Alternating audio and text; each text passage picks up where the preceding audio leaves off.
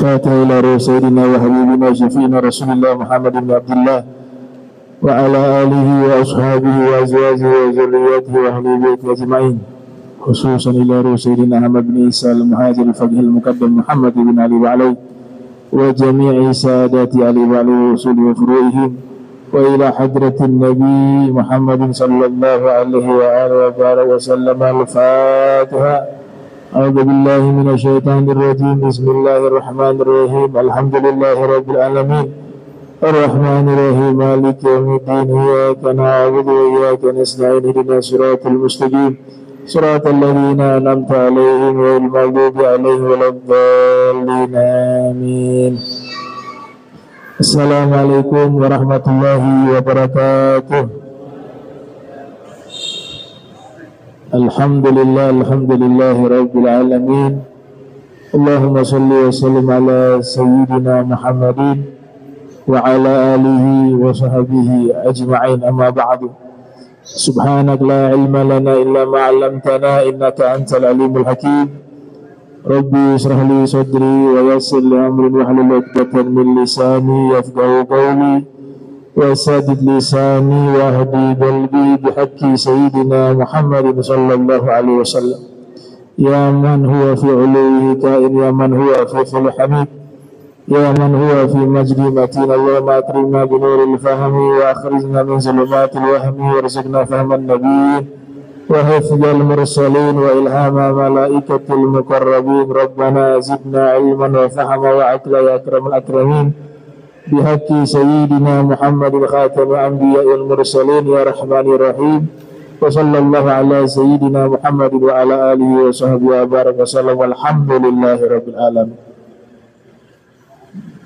Alhamdulillah, puji syukur kehadirat Allah, salawat salam dicurahkan kepada junjungan mulia Nabi tercinta Sayyidina wa Maulana Muhammad sallallahu alaihi wasallam beserta segenap keluarga beliau, sahabat beliau dan umat beliau yang senantiasa melaksanakan ajaran beliau hingga akhir masa nanti.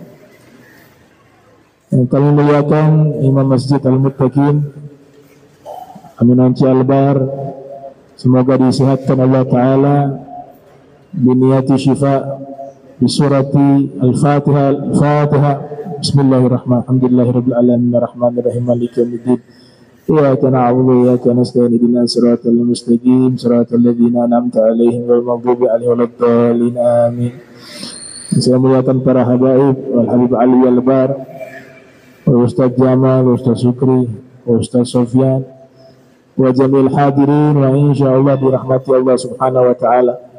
Kita masih membahas tentang ilmu firasat.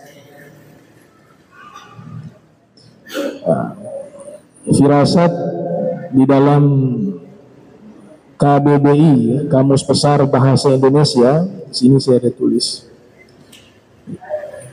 Itu artinya, ya, firasat artinya yang pertama keadaan yang dirasakan akan terjadi sesudah melihat gelagat. Itu di kamusnya. Arti yang kedua, firasat adalah kecakapan mengetahui sesuatu dengan melihat keadaan. Arti ketiga, pengetahuan tentang tanda-tanda pada badan.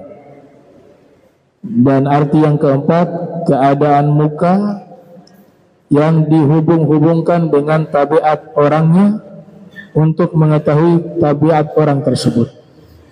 Itu di dalam Kamus Bahasa Indonesia, arti dari firasat. Nah, di dalam kitab ini diterangkan firasat itu ada dua macam. Ada yang pertama, kismun lil insan an khatirin la ya'rifu sababahu. Satu bagian ini bagi manusia, dia dapat firasat lewat bisikan hati, khatir, dan dia tidak mengetahui sebabnya. Nah, berarti di sini sifatnya tidak ilmiah, nggak bisa dipelajari. Ini firasat yang pertama, jadi dari bisikan hati. Nah, kaitannya dengan spiritual seseorang, jiwa seseorang yang suci, yang bersih, sebagaimana yang kita terangkan di pertemuan lalu, maka Allah berikan firasatnya tidak meleset lewat khotir. Khotir itu artinya bisikan hati. Dicontohkan di sini di zaman Sayyidina Utsman bin Affan, ya, diriwayatkan ada seseorang mengatakan, saya bertemu Sayyidina Utsman radhiyallahu taala anhu warda. Jadi beliau ini namanya ada, cuma saya tidak mau sebut karena kisahnya kurang baik.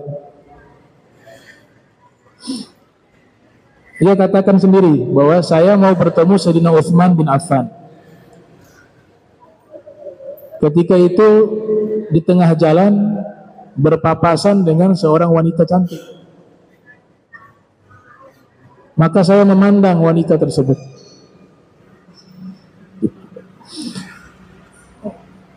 Dan bukan hanya saya memandang, tapi saya mengamati keindahan wanita itu. Dilihat itu wanita cantik, dia tatap, dia amati itu perempuan. Akhirnya dia tersadar dan belum sempat bertobat waktu itu. Kemudian sampailah dia ke rumah Khalifah Sayyidina Utsman bin Affan. Ketika dia masuk ke rumah Sayyidina Utsman, bertemu dengan Sayyidina Utsman, pada waktu itu ada banyak orang juga, tamu yang datang banyak. Tiba-tiba Sayyidina Utsman mengatakan, yadkhulu alayya ahadukum wa athar zina zahirah fi ainih.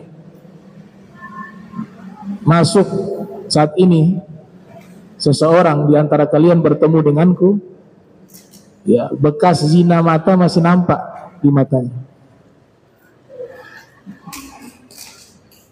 Di kasyaf itu zina mata kelihatan. Maka orang tersebut mengatakan, ketika Sayyidina Utsman mengatakan, amma alimta anna zinal ain, ya, Sayyidina Utsman mengatakan, tidaklah kamu tahu bahwa ada juga zina mata, yaitu an-nazru, memandang yang haram. Terkejutlah orang tersebut. Kemudian dia mengatakan, awahyun ba'da Rasulillah sallallahu alaihi wasallam, apakah masih ada wahyu setelah Rasul? Artinya tahu dari mana itu kejadian. Maka dijawab oleh Sayyidina Utsman bin Affan, nggak ada wahyu lagi, selesai. Akan tetapi yang masih ada adalah tabsirah wa burhanun wa firasatun shadiqah. Yang masih ada penglihatan dengan mata hati dan bukti dan juga firasat yang benar. Ya. Alam tasma' qaula Rasulillah sallallahu alaihi wasallam. Kata Sayyidina Utsman, tidakkah kamu pernah mendengar bahwasanya Rasul pernah bersabda, ittaqu firasatal mu'mini fa innahu yanzuru bi nurillah. Hati-hati dengan firasat orang beriman, karena sesungguhnya dia melihat dengan cahaya Allah. Nah, ini satu contoh firasat lewat bisikan hati.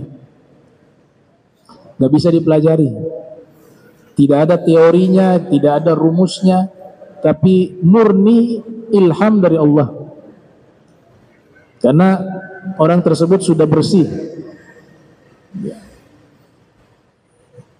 Kemudian bagian kedua, ada firasat yang bisa dipelajari. Nah, ini yang kedua, firasat yang bisa dipelajari. Bihayatil insani wa alwanihi wa agwalihi wa af'alihi. Dia bisa mengetahui karakter seseorang dengan ekspresi wajah, dengan melihat, mendengar ucapan-ucapannya, dengan gerak-geriknya.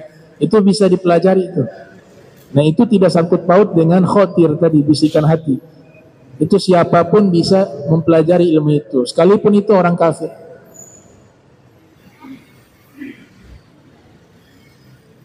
Nah, sebagai contoh di sini,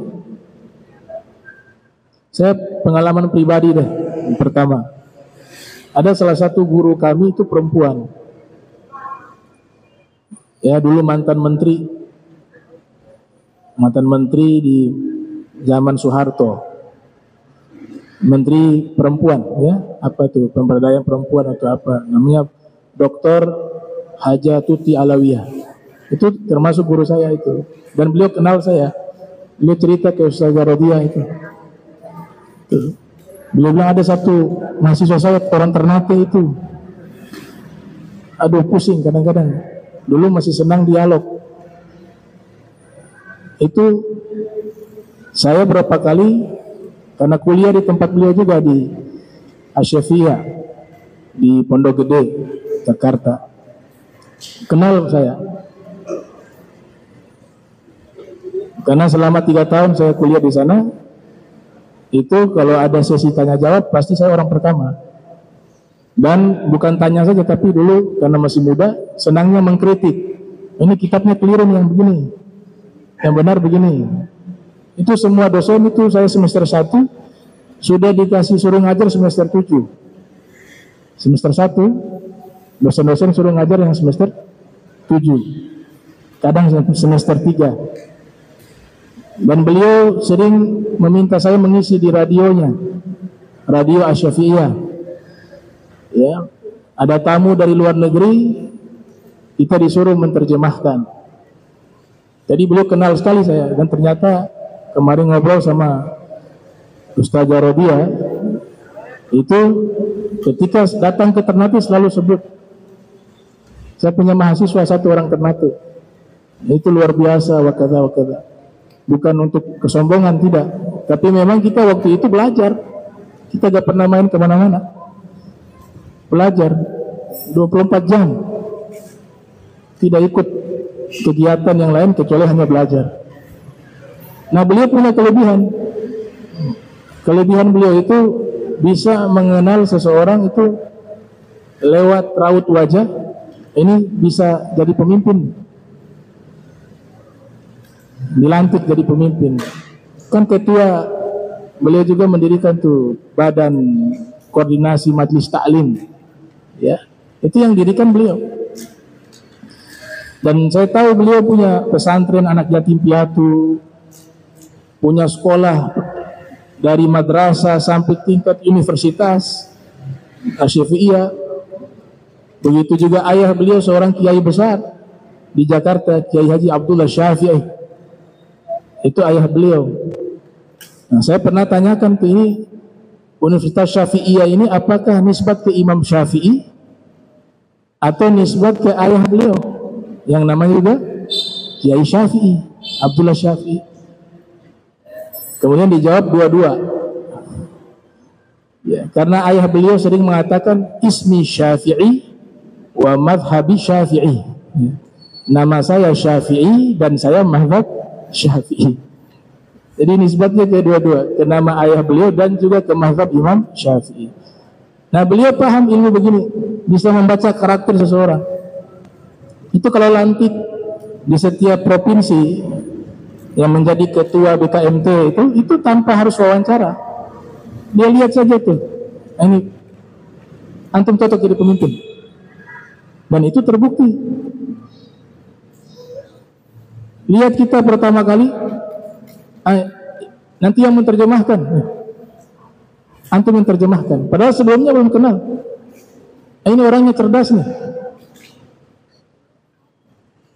orang ini pintar. Itu sekali pertemuan dia bisa kenal tuh. Nah, itu bisa dipelajari ilmu itu.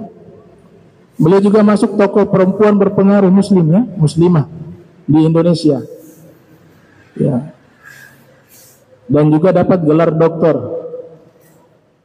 kehormatan, dan anak-anaknya juga semuanya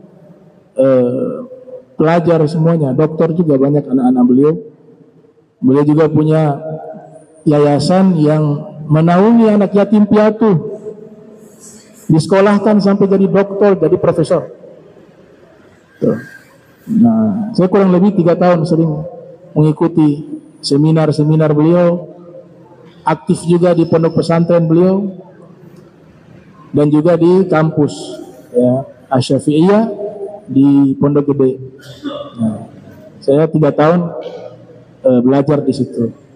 Nah, itu pengalaman pribadi saya dengan Ibu Hajah Tuti Alawiyah, dan sering ziarah ke makam ayah beliau karena makamnya di situ juga di daerah Jatiwaringin, dan saya tinggalnya di situ, Jatiwaringin.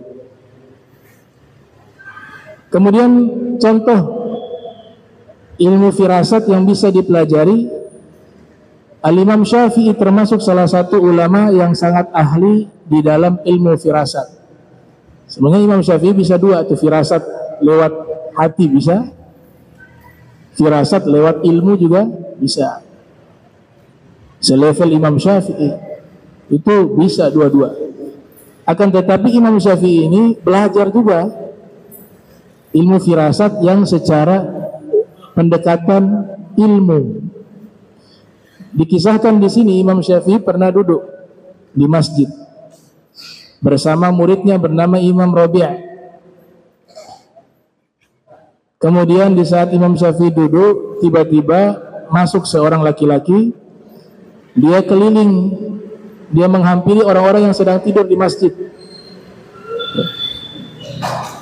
Imam Syafi'i mengatakan kepada sang murid Rabi', wahai Robi, coba kamu bangun, katakan kepada orang tersebut bahwa budaknya yang hitam itu sudah kabur, ya, dan budak yang hitam itu mata sebelahnya buta. Kata Imam Syafi'i, coba sampaikan kepada orang itu. Maka sang murid pun bertemu orang tersebut dan mengabarkan. Maka terkejut, kok bisa tahu bahwa dia sedang mencari budaknya yang orang Afrika yang hitam, yang matanya buta sebelah, persis sebagaimana yang dikatakan oleh Imam Syafi'i. Akhirnya dia tanya balik, aina huwa, di mana budakku itu? Rabi bilang, bukan saya yang terangkan tadi, saya punya guru yang mengatakan, yaitu Imam Syafi'i. Kalau kau mau tahu di mana budakmu, tanya langsung saja ke Imam Syafi'i. Akhirnya dihampiri oleh Imam Syafi'i. Kemudian dikatakan, ya Sayyidi, wahai tuanku, saya ingin bertanya, aina abdi, di mana budakku itu? Imam Syafi'i menjawab, tajiduhu fil habs, kamu akan dapati budakmu itu sekarang ini dalam penjara. Padahal Imam Syafi'i tidak kenalnya orang, ya, saat ini lagi di dalam penjara. Fadhahaba rajulu fawajadah, ternyata benar apa yang dikatakan Imam Syafi'i. Orang tersebut pergi ke penjara, dia dapati budaknya benar ada dalam penjara. Maka datanglah dia dan mengatakan, wahai Imam Syafi'i, tolong kabarkan kepada kami, bagaimana kau bisa mengetahui perkara ini? Imam Syafi'i mengatakan, saya melihat tadi seorang laki-laki tadi, yaitu kamu masuk ke masjid dan kamu mendatangi orang-orang yang sedang tidur.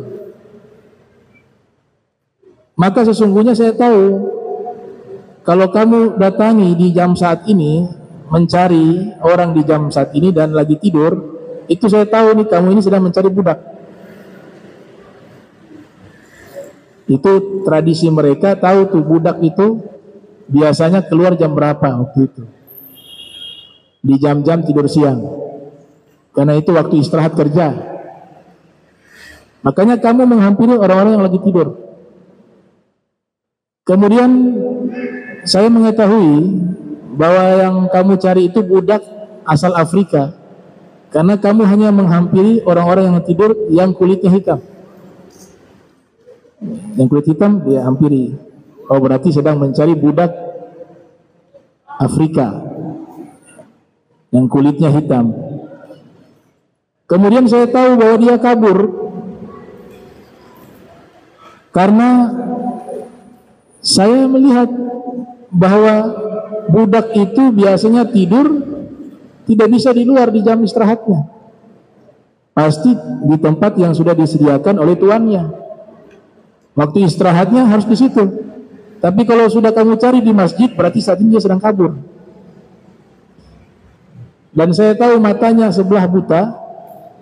Imam Syafi'i mengatakan, karena kamu melihat dulu lama di bagian mata, berarti saya tahu budak itu matanya buta.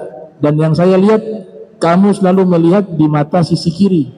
Maka saya pastikan budak itu matanya buta di sebelah kiri. Nah, jadi bukan pakai khatir, tapi dianalisa itu, ya, itu ilmu firasat yang bisa dipelajari.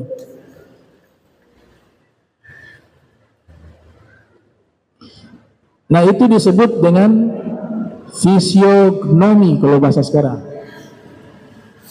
fisiognomi, atau sering disebut juga ilmu firasat wajah, atau ilmu membaca karakter seseorang lewat wajah. Nah, ilmu ini sebenarnya sudah ada sejak zaman Aristoteles, ya, filosof Yunani. Aristoteles juga pencetus awal ilmu tersebut. Ada juga disebut mikroekspresi, adalah respon emosional yang tidak tampak secara jelas dan hanya terjadi dalam sepersekian detik. Ilmu ini pertama kali ditemukan oleh Paul Ekman, ini menurut orang-orang barat, Paul Ekman, yang membahas tentang meneliti emosi dan ekspresi wajah. Jadi dari karakter wajah seseorang, ekspresi wajah seseorang, mereka sudah bisa tahu ini karakternya seperti apa, tabiatnya seperti apa, wataknya seperti apa. Itu pembahasan keilmuan di cabang ilmu psikologi. Nah, ilmu firasat dalam artian di dalam ilmu Islam disebut ilmu firasat. Ilmu firasat atau fisiognomi yang digagas oleh Ar-Razi tentu mendahului pemikiran modern. Tadi diklaim bahwa Paul Ekman sebagai pencetus awal ilmu tersebut, ternyata jauh sebelum dia, ulama kita Al-Imam Fakhruddin Ar-Razi sudah menulis kitab tentang ilmu firasat tersebut yang membahas tentang ekspresi wajah. Kalau Aristoteles belum berupa ilmu, belum disusun berupa ilmu, tapi sudah ada praktek. Nah, ulama yang menyusun secara sistematis menjadi satu ilmu firasat tersebut adalah Al-Imam Fakhruddin Ar-Razi. Itu tahun 544 Hijriah.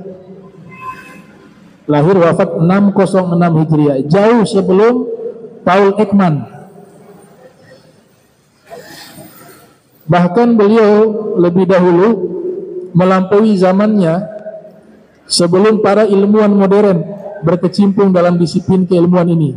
Sebut saja ada Michael Scott, Girolamo Cardano, kemudian juga ada Della Porta. Nah, itu mereka adalah ilmuwan-ilmuwan yang berkecimpung di bidang ilmu tersebut. Ternyata Al-Imam Fakhruddin Ar-Razi jauh sebelum mereka sudah membahas ilmu itu. Dan kitabnya matbu', kitabnya Ar-Razi dicetak, ada sampai sekarang, bisa dibeli tuh. Nah, itu kitab sebenarnya beliau mengambil daripada ilmu firasatnya Imam Syafi'i, karena Imam Syafi'i lebih dahulu. Imam Syafi'i lahir 150 Hijriah, wafat 204 Hijriah. Tapi kitab beliau itu hilang, mafqud. Jadi Imam Syafi'i sudah menulis kitab tentang ilmu firasat sebenarnya. Ya, sebatas kemampuan saya sudah coba mencari tahu kitab asli karangan Imam Syafi'i dalam bidang ilmu firasat, saya belum dapati sampai saat ini. Yang saya dapati karya Al-Imam Fakhruddin Ar-Razi. Sehingga ulama banyak menisbatkan bahwa itulah ilmunya Imam Syafi'i. Karena Al-Imam Fakhruddin Ar-Razi adalah ulama besar mazhab Syafi'i. Tentu sanad ilmunya akan bersambung kepada Al-Imam Syafi'i. Kitab tersebut berjudul Al-Firasah, Daliluka li ma'rifati akhlaqin nasi wa tibaihim wa ka'annahum kitabun maftuh. Itu judulnya. Yang diterjemahkan artinya kitab firasat yang memberikan petunjuk kepadamu mengetahui karakter-karakter manusia dan tabiat-tabiat mereka, seakan-akan mereka itu kitab yang terbuka. Jadi karakter mereka seperti kitab yang terbuka, seperti buku bisa dibaca. Itu kitab karangan Al-Imam Fakhruddin Ar-Razi. Al-Imam Ibnu Qayyim juga menulis kitab Kitabul Firasah yang membahas tentang firasat. Beliau lahir tahun 691, wafat 751 Hijriah. Jadi Al-Imam Ar-Razi terlebih dahulu, baru beliau menulis kitab firasah. Ada juga namanya Zaidan, menulis kitab ilmu firasat. Nah, beliau punya lebih unik lagi. Bukan hanya membaca karakter manusia, karakter hewan juga bisa. Bisa tahu kambing lagi sedih nih, ekspresi mukanya kayak gimana. Dia buat riset tuh untuk membahas dan mengkaji karakter hewan. Bukan hanya manusia tapi hewan. Bisa tahu nih hewan ini lagi stres, Hewan ini dari wajahnya nampak dia sedang sakit dan seterusnya. Nama bukunya adalah Kitab Firasat. Nah, Imam Syafi'i rahimahullah, beliau belajar ilmu ini, memang tidak ada keterangan yang jelas dari mana Imam Syafi'i mendapatkan ilmu firasat. Ya, jadi Imam Syafi'i ini ahli psikologi juga. Namun kebanyakan dalam kitab-kitab manaqib yang kami baca, seperti kitab manaqib karya Al-Imam Al-Baihaqi yang lahir tahun 384 Hijriah, dan kitab manaqib Imam Syafi'i karangan Ar-Razi juga, itu beliau dapatkan ilmu tersebut di Yaman. Beliau belajar ilmu firasat itu di Yaman. Kalau di Yaman beliau punya guru lumayan banyak. Jadi saya gak bisa pastikan dari mana beliau dapatkan. Tuh. Kurang lebih saya catat di sini guru beliau yang berasal dari Yaman. Itu ada beberapa nama, diantaranya Mutarrif bin Mazin, salah satu guru beliau di Yaman. As-Son'ani, Son'ah, tinggalnya di ibu kota Yaman, di Son'ah. Guru beliau yang di Yaman yang kedua Amrun bin Abi Salamah. Nah, Amrun bin Abi Salamah murid Imam Auza'i, salah satu imam besar di Syam di zamannya itu. Kemudian guru beliau yang berasal dari Yaman juga namanya Yahya bin Hissan Al-Bakri. Al-Bakri itu kebanyakan nisbat ke turunan Sayyidina Abu Bakar Siddiq. Kalau ada nama Al-Bakri, Al-Bakri, tidak semua ya, kebanyakan. Itu punya nasab bersambung ke Sayyidina Abu Bakar Siddiq radhiyallahu ta'ala anhu warḍah. Nah, Syekh Yahya ini murid dari Imam Laits bin Sa'ad Al-Misri, ahli fikih besar yang ada di Mesir. Kemudian beliau juga berguru kepada Syekh Hisham bin Yusuf As-Son'ani, seorang qadhi di kota Son'a. Nah, kemungkinan besar yang pernah saya dengar dari guru saya, termasuk Ibu Prof.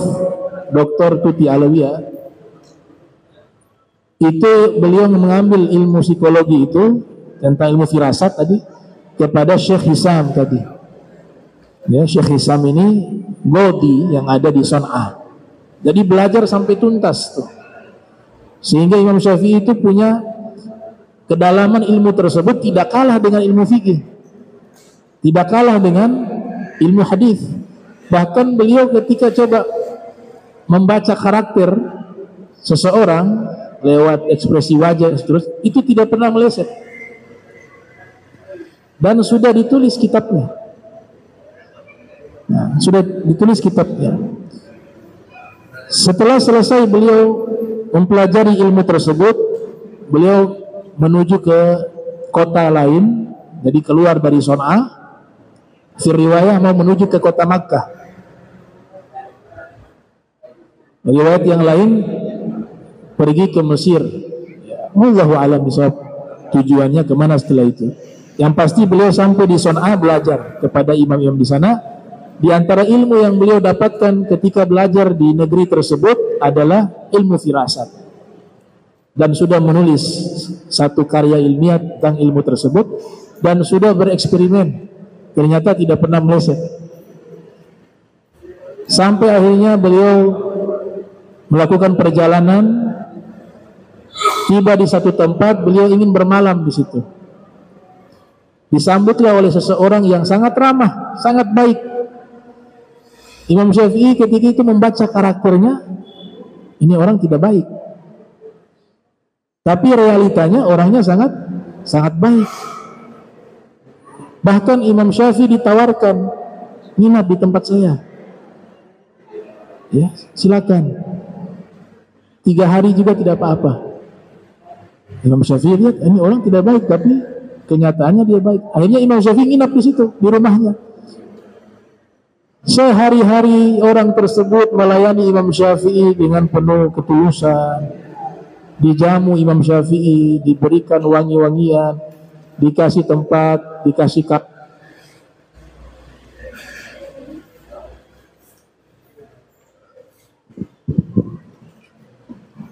Akhirnya hari pertama Imam Syafi'i diperlakukan dengan baik. Hari kedua juga orang tersebut melayani Imam Syafi'i. Akhirnya Imam Syafi'i sudah merasa berdosa. Waduh, saya sudah suuzon ini. Ini orang ternyata baik. Ya, tapi di ilmu firasat saya ini orang karakternya saya baca tidak baik. Ini menjadi dilematis. Di satu sisi ilmu tersebut tidak pernah meleset, beliau praktekkan. Tapi di sisi yang lain perilaku orang itu sangat baik. Khawatir masuk kepada prasangka buruk. Ya Allah larang, ya ayyuhalladzina amanu istanibu katsiran minadh-dhon inna ba'da dhanni itsm. Hari ketiga selesai Imam Syafi'i mau pamitan, diantarkan oleh orang tersebut. Kemudian Imam Syafi'i mengatakan terima kasih atas kebaikannya. Sudah 3 hari saya dijamu dengan baik di sini. Maka orang tersebut mengatakan sabar dulu, tidak gratis. Imam Syafi'i hampir-hampir, saya lupa sampaikan, hampir-hampir kitab yang beliau tulis itu mau dibakar. Karena saya sudah prasangka buruk sama dia. Ternyata dia orangnya baik. Sudah ini saya mau bakar nih kitab. Akhirnya khawatir masuk kepada bab suuzon. Ternyata di hari ketiga apa yang diprediksi oleh Imam Syafi'i rahimahullah terkait apa yang beliau baca dari karakter orang tersebut ternyata benar. Waktu mau pamitan dia bilang ini tidak gratis semua dari hari pertama. Dan ditulis tuh minyak wangi harganya sekian, bantal harganya sekian, kamar harganya sekian, makan pagi harganya sekian, semua dipakai harga. Imam Syafi'i tersenyum, berarti benar. Kata saya berapa itu semua? Nah, itu kepakaran Imam Syafi'i di dalam ilmu firasat. Nah, dikisahkan juga di sini kami ambil dari kitab Manaqib Al-Imam Syafi'i karya Al-Imam Al-Baihaqi. Al-Imam Syafi'i pernah duduk dengan muridnya namanya Al-Humaydi. Ini Al-Humaydi ini muridnya Imam Syafi'i. Kalau kita sering baca kitab Sahih Bukhari itu masuk dalam periwayat. Imam Bukhari mengambil dari Imam Humaydi. Al-Humaydi ini murid Al-Imam Syafi'i. Begitu juga dari Imam Laits bin Sa'ad lewat murid Yahya bin Bukhair. Kemudian muridnya Imam Malik juga Imam Bukhari mengambil dari murid namanya Abdullah bin Yusuf. Jadi sanad Imam Bukhari itu bersambung pada Imam 4 mazhab. Baik secara tidak langsung lewat murid ya, tidak ketemu langsung. Karena masa tidak bertemu. Sekalipun bertemu usia masih anak-anak. Nah itu Imam Humaydi dengan Imam Syafi'i sedang duduk di satu masjid atau satu tempat. Kemudian ada seseorang itu berjalan di hadapan Imam Syafi'i di kota Makkah. Kemudian Imam Syafi'i ditanya oleh Imam Humaydi, wahai Imam Syafi'i, ini ada orang lewat. Al-Humaydi tanya ke Imam Syafi'i, wahai Imam Syafi'i, kira-kira orang ini profesinya apa ya? Dia punya profesi apa? Imam Syafi'i mengatakan ketika mengamati orang tersebut, oh ini profesinya, ini antara dua. Saya lihat profesinya dua dia nih, tukang kayu atau tukang jahit, najjar atau khayyat. Penasaran Imam Humaydi, saya mau tanya dulu. Sebentar kata Imam Syafi'i. Tanya. Kemudian saya bertemu orang tersebut kata Imam Humaydi dan saya bertanya, mohon maaf, antum profesinya apa? Dijawab, kuntu najjarah. Oh dulu saya profesinya tukang kayu. Wa al-an ashtagilu bil khiyatati. Tapi sekarang saya profesinya tukang jahit. Berarti dua prediksinya betul ya. Ketika Imam Syafi'i dia ini profesinya tukang kayu atau tukang jahit. Ternyata kedua-duanya benar. Itu ketajaman firasatnya Imam Syafi'i rahimahullah.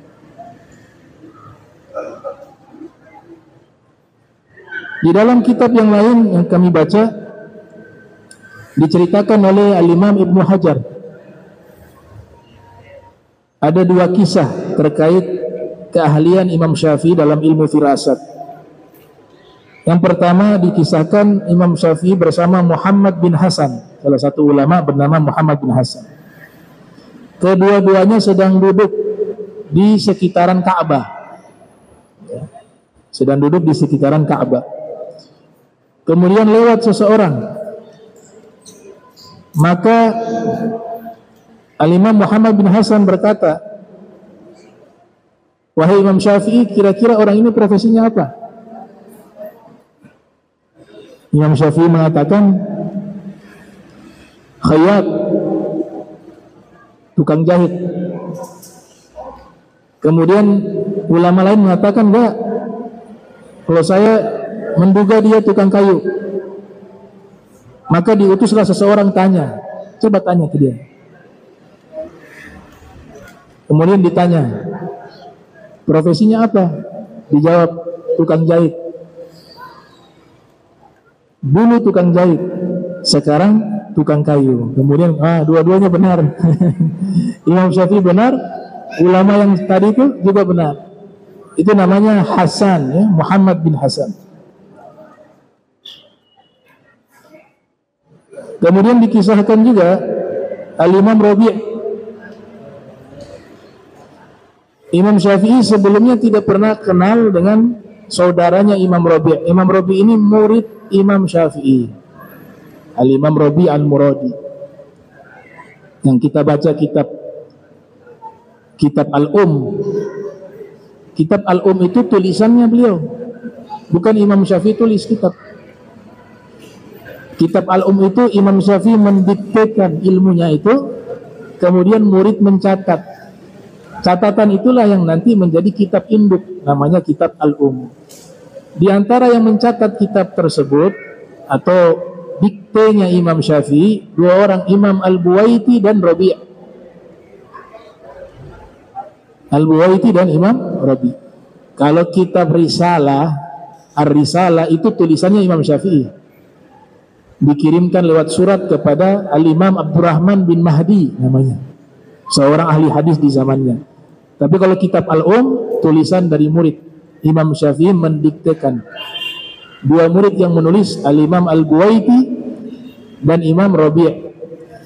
Nah, saya katakan tadi Imam Syafi'i itu bukan hanya ahli ilmu firasat lewat pendekatan ilmu, tapi juga spiritual, khatir juga. Karena buktinya Imam Syafi'i pernah mengatakan ke murid-muridnya tadi, Al-Buwaiti, Imam Rabi', keadaan mereka di masa depan lebih dahsyat lagi. Bahkan mengatakan kepada muridnya Al-Buwaiti bahwa kamu kasihan nanti, kamu meninggalnya dibunuh. Dan Imam Syafi'i menerangkan secara detail kalau dibunuh seperti apa keadaannya, begini. Ternyata betul, waktu berjalan Imam Syafi'i sudah meninggal dunia. Muridnya Al-Buwaiti terbunuh sebagaimana yang pernah disampaikan oleh Imam Syafi'i. Jadi Al-Buwaiti dibunuh, ya, kalau tidak salah disalib atau pokoknya dibunuh secara zalim. Nah, Ar-Rabi' duduk bersama Imam Syafi'i rahimahullah. Kemudian Imam Syafi'i sebelumnya tidak pernah mengenal saudaranya Ar-Rabi', muridnya beliau. Pada waktu itu sedang duduk di Masjid Jami'. Kalau Rabi' ini di Mesir, murid beliau yang asal Mesir Rabi' dan Al-Buwaiti. Kalau yang di Irak ada Al-Karabis, Abu Thawr, Za'faroni dan lain sebagainya. Juga ada Imam Ahmad bin Hanbal, ya, di Irak. Itu diistilahkan Gaul Godim, pendapat lamanya Imam Syafi'i. Ketika hijrah di Mesir sampai meninggal di Mesir, itu disebut Gaul Jadid. Di antara dua tokoh murid yang menyebarkan ilmunya Imam Syafi'i, Al-Buwaiti dan Imam Ar-Rabi', sedang duduk di Masjid Jami'. Kemudian Imam Syafi'i memanggil aku, kata Rabi, ya Rabi, ta'al, sini. Ada laki-laki lewat masuk ke masjid.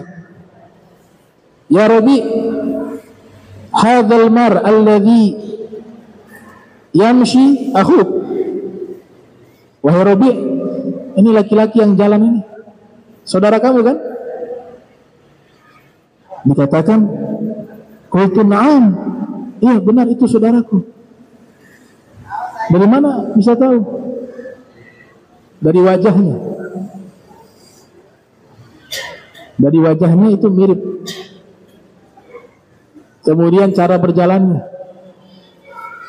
Kemudian dari lekukan jari-jarinya. Kemudian dari langkah kakinya. Kemudian dari rambutnya. Maka saya pastikan dia saudaramu. Oh, itu harus pakai ilmu. Luar biasa Imam Syafi'i rahimahullah.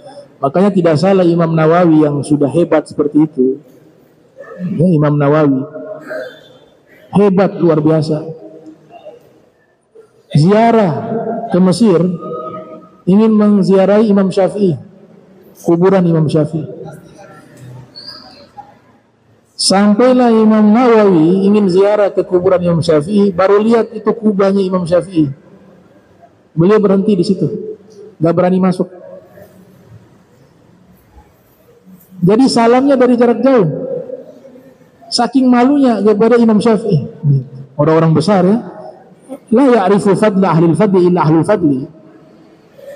Gak bisa seorang itu mengenal kemuliaan seseorang, melainkan orang itu juga mulia. Imam Nawawi orang mulia. Dia paham manzilah pangkatnya Imam Syafi'i.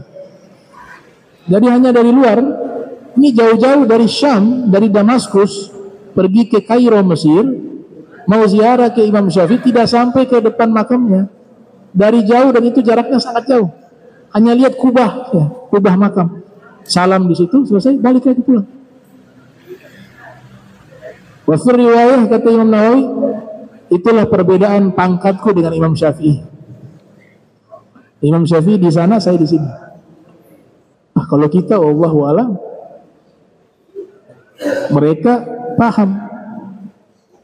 Wa kadza al-Imam Syekh Abdul Wahab Sya'rani setiap kali ziarah ke makam Sayyidina Zainab, Sayyidah Zainab tidak pernah masuk ke dalam makam, selalu di luar.